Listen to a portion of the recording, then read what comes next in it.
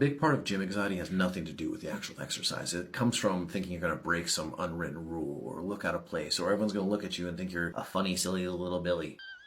So let me translate some of these unwritten rules. And if you've been lifting for a while, you're going to be like, yeah, of course, but no one actually says this shit. Now, rule number one, and probably the one you know, is to wipe down the equipment when you're done with it. Most gyms have spray bottles and wipes, if not bringing your own towel or just an old sweatshirt that you can at least wipe down the sweat marks with. It goes a long way.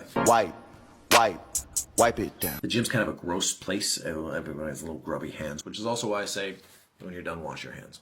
But nothing's worse than going to lay down on a machine and be like, why is it wet?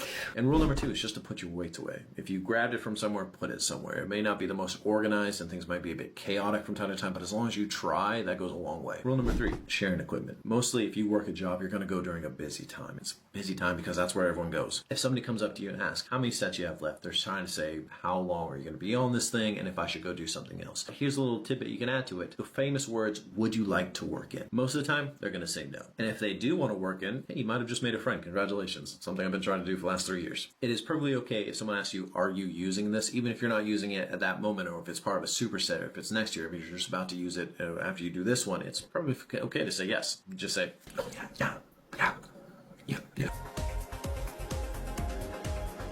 Hand gesture until both of you can't understand each other, then take out your headphones and actually say the words, yeah, I'm using it, sorry. Do you want to work it? Rule number four, kind of try not to be in the way. It is very frustrating when you're trying to put dumbbells back and someone's standing right in front of the dumbbell rack doing like, I get it. It's fun to do your exercise, but you have to do it right there. Find a place where you're out of the way. You're not going to be a hindrance to anyone. You're not a danger to anyone. You can do your thing without worrying about it. Same going for not using a very high valuable piece of equipment like a squat rack for a very low space needing exercise or an exercise that can be done really anywhere. I can only do my squats there. You can do your bicep curls anywhere. Why are you doing it in the place I need to do my squats?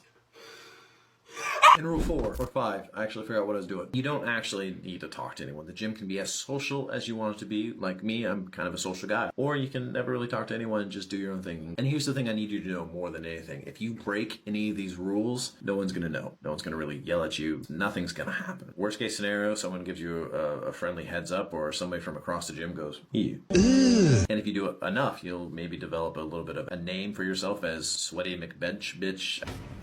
I don't know, what do you want to be? So those are some of the unwritten rules that you probably heard or you probably haven't heard or just good to remind yourself about. Follow them, don't follow them, doesn't matter. You're good. But no matter what, the rule number 1 is have fun. All right, I'll see you there. Take care.